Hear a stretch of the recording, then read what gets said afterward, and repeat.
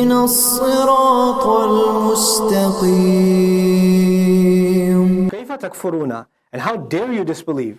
How could you all disbelieve? وَأَنْتُمْ تُتْلَى عَلَيْكُمْ آيَاتُ اللَّهِ. And you're the people. You, antum, exclamation, tutla alaykum ayatullah. The miraculous signs of Allah are being read on to you. You're the people that revelation is directly coming to. You're the one in the best position to commit yourselves to it. What justification do you have to pay attention to the people of the book? What void is there in this Quran that's not being filled for you that you have to go listen to them and pay attention to them? Antum? Tutla alaykum ayatullah? The ayat of Allah are not enough that they're being read on to you? That should be enough for you not to be looking to pay attention or being affected by anybody else. And then he adds another justification. How dare you become this way? If what's the second justification? وَفِيكُمْ رَسُولُهُ. It is especially in your midst that His messenger is. His messenger is especially among you. The Quran is being read on to you and the messenger is among you. You are the last people that have the ability to go back. Now the thing is, you could argue the ayat of Allah are being recited onto us also. Every salah, tutla alayna ayatullah. The ayat of Allah are being recited onto us. Somebody could argue, but the messenger is not with us. No, he may not be with us in physical person. His words are with us. His instruction is with us. His seerah is with us. For those people in the thousands of, centuries ago, the Prophet ﷺ was a person that lived next door. These books, these compilations, they are for us what the messenger is. But Allah Azza wa Jal made it so that these things are preserved. So the spirit of the messenger's deen remains with us. His words are supposed to be as impactful on us as they were on the people that were sitting in front of him listening to him. There's a reason Allah made sure those words get preserved. Those instructions and that legacy gets preserved. So His sunnah is still in our midst. So this question is still pertinent to us. وَكَيْفَ تَكْفُرُونَ وَأَنْتُمْ تُتْلَى عَلَيْكُمْ آيَاتُ اللَّهِ وَفِيكُمْ رَسُولُهُ. By the way, this is happening all around us. Young Muslim or Muslimah never really got an education in their religion from their family, not a fault of their own. Then they ended up in college, and in college they started listening to some stuff from like some Christian group took them in, or some other philosophy club took them in, and they started listening to stuff, and they're like, yeah, Muslim, I remember going to Sunday school once in a while, but I think I'm going to become a Christian, or I think I'm going to become an agnost, or whatever else, right? Why? And Allah says, how can that ever happen if what is the case? وَأَنْتُمْ تُتْلَى عَلَيْكُمْ آيَاتُ اللَّهِ. What's the case with these kids that are leaving Islam left and right? And it's happening, it's very sad. They were never in a position where the ayat of Allah were being read onto them. They were never in a position where the beautiful teaching of this deen was given they were given direct access to it. They were never truly introduced to who the messenger of Allah is. And what Allah is teaching us in between the lines in these ayat is, for a person who's genuinely introduced to Islam, and they come to it with sincere intent, then there is no justifiable intellectual reason for which they will leave. You can put blocks on their chest, you can burn them alive, you can rip them apart, they're not going to leave. They're in. Once they get exposed, once they get a taste for what this iman is. Now there's a difference between someone who never tasted iman to begin with, they entered with flaw and they, easy come, easy go. But one who comes in and tastes it, it's very difficult for them to walk away from this deen. They can't justify it for themselves. وَمَنْ يَعْتَصِمْ بِاللَّهِ. What a beautiful word, asama. Asama, and then from it you get i'tasama. I'tasama ya'tasimu, what's the masdar? I'tasama ya'tasimu? I'tisam, right? So let's talk about the mujarrad verb first, asama. Asama is to stop somebody, hold them, because if you don't hold them, they'll run off and get themselves into danger. Like imagine if there's a child running towards a house that's on fire, and you hold the child back, child is my toy, and he runs towards the house, and you grab him and you hold him even if they want to go. Asamtahu. You protected that child, because had you let them go, they would have run themselves into danger. Now if you yourself really want to go somewhere, you're tempted to go, but you hold yourself back and you say, no, it's too dangerous, I'm going to get myself killed. This is i'tisam, it affects yourself. It becomes the lazim form of it. It becomes the form of it that's intransitive, it affects yourself. Whoever protects themselves, seeks protection for themselves, not letting themselves jump into a fire, towards which they were otherwise headed. Imagine there's a wind blowing, And you're being pushed, whether you like it or not, towards that burning house. The only thing that can, and you're not strong enough to fight that wind. What do you have? What's the only way you can survive? Got to hold on to something, yes? That's the only way. Imagine another scene I want you to picture, because i'tisam, a lot of times, Allah gave this example Himself, so it's the best example. فَقَدْ اسْتَمْسَكَ بِالْعُرْوَةِ الْوُثْقَى, right? An anchor that's very heavy, it's laid down. There's a storm, you fell off the ship. But ships usually have what hanging on the side? The anchor, that huge chain with the gigantic links, right? So you're holding on to the anchor. The water, the rain, the heavy waves are all begging you to be drowned. They're just pulling you to be drowned. And the only thing keeping you afloat is you holding on for dear life. This is i'tisam. This is a kind of danger that will lead you to destruction unless you hold on for protection.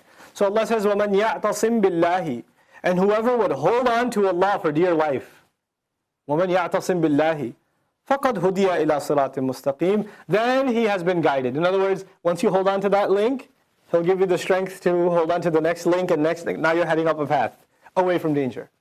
فَقَدْ هُدِيَ, then he has been guided إِلَى صِرَاطٍ مُسْتَقِيمٍ, to a straight path, a path that leads straight up.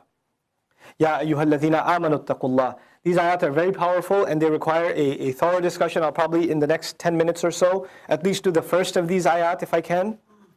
Then inshallah ta'ala we'll talk about the next two ayat, because they're all three of them are sort of connected, and they include in them a very deep philosophy of our religion, a very deep teaching of our religion. In these three ayat is captured. And that teaching is that of, how an earth is dead, and it's like nothing has grown on it for a long time, and you want it to turn into a garden again. You have to go through certain processes before that dead earth can become a garden again. That's the simile of, or it's a parallel for a nation, a Muslim nation, who's lost its true essence. It's like that dead earth. And you want it to become a flourishing nation once again. You want it to come back to its original beauty. There's a 3-step process. And so the first of these ayat is the first step, then there's the second step, and then there's the third step. Now, interestingly, the ayah we just covered gets you out of trouble. You were being pulled by the people of the book down into the storm. But you held on to Allah and tried to save yourself, and now you're heading up a path. But is it still a possibility that you could slip and fall again? Sure. There's a possibility of you slipping and falling. So every step you take forward, you have to take it very cautiously. You have to make sure you protect yourself from every angle, because you could slip at any moment. So the next ayah, make sure you protect yourself. You protect yourself. So Allah says, Ya ayyuha alladhina amanu ittaqullaha. Those of you who have iman, protect yourselves. Ittaqu by itself literally means to protect yourself from wiqaya. Ittaqa yattaqi, to protect oneself. Waqa yaqi means to protect someone else. Waqiya yaqi, to protect somebody else. So aqika, I will protect you. Okay? But attaqi, I will try to protect myself. I will try to protect myself. Now, protect yourself from who? Allah. Meaning from making Allah unhappy. Who just threw you the anchor and who just helped you survive the storm? Allah. And at the same time, who should you be terrified of and protect yourself of?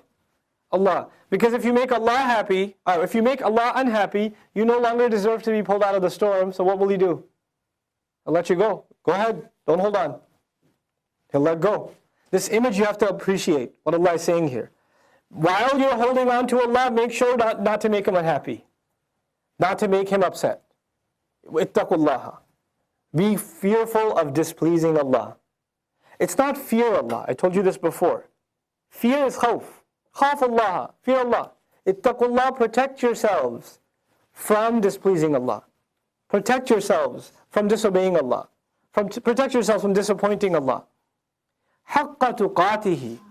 As He deserves that precaution should be taken of Him. As is worthy of Him. Sahaba heard this and they said, وَمَنْ يَتَّقِ اللَّهَ حَتَّى تُقَاتِهِ. Who's going to have taqwa of Allah like he deserves? I mean, ask yourself a simple question. Who prays to Allah like Allah deserves to be prayed to? Who makes dua to Allah like Allah deserves to be made dua to? Who remembers Allah like Allah deserves to be remembered? Who thanks Allah like Allah deserves to be thanked? Who's going to be cautious of Allah as is worthy of Him? That's impossible. That's an impossible standard.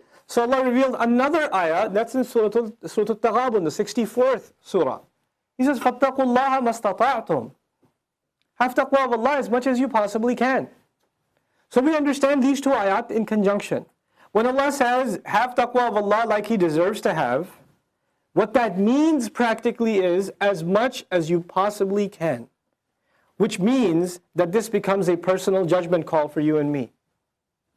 You know, you could say, I'm doing everything I can. You could tell anybody else that. If you can, in all good conscience, if you can tell yourself, I'm doing everything I can, and you're comfortable with the idea that one day you're going to be able to tell Allah, Ya Allah, I did everything I could, knowing full well He knows what's on your tongue and what's in your heart, and knowing your capabilities better than even you know them yourself. If you can honestly say that to yourself, then fine.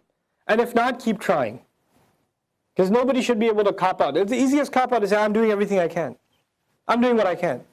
Right? Not to push yourself to any higher standard. فَاتَّقُوا اللَّهَ مَا اسْتَطَعْتُمْ.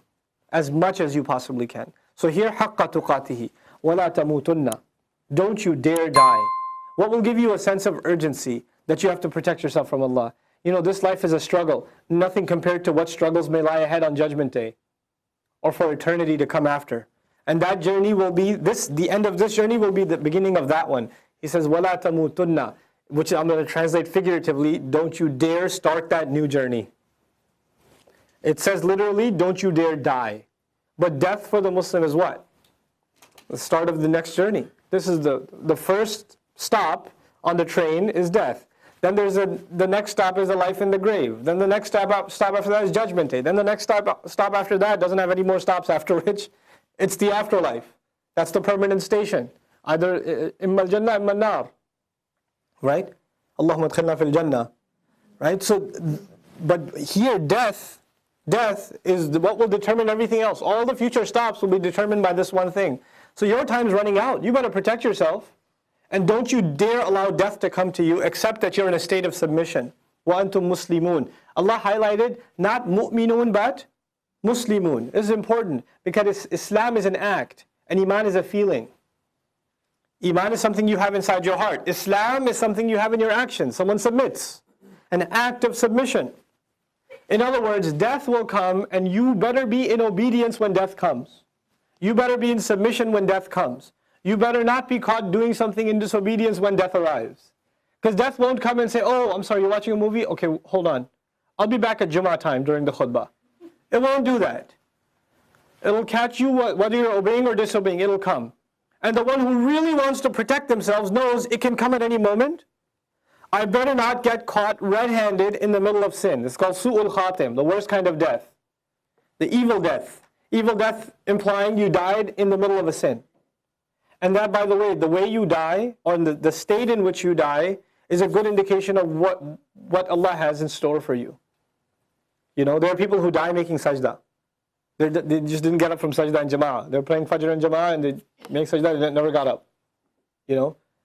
There are people who said, wa assalamu alaikum wa rahmatullahi making salat, they didn't get to the second salam. They're gone. You know? Then there are people, I had such a horrible tragedy. And you know, there was a young kid who was going to some party with his girlfriend in New York, died in a car accident on the way. Muslim kid, in Ramadan. Yeah. And he's just terrifying. And his brother was the DJ at the party. Yeah. He quit the DJ business thereafter. Made tawbah. But that's scary stuff. And no one person should feel safe. No, they're talking about some sheikh who died over there and some evil guy who died, or Fir'aun. It's not talking about me.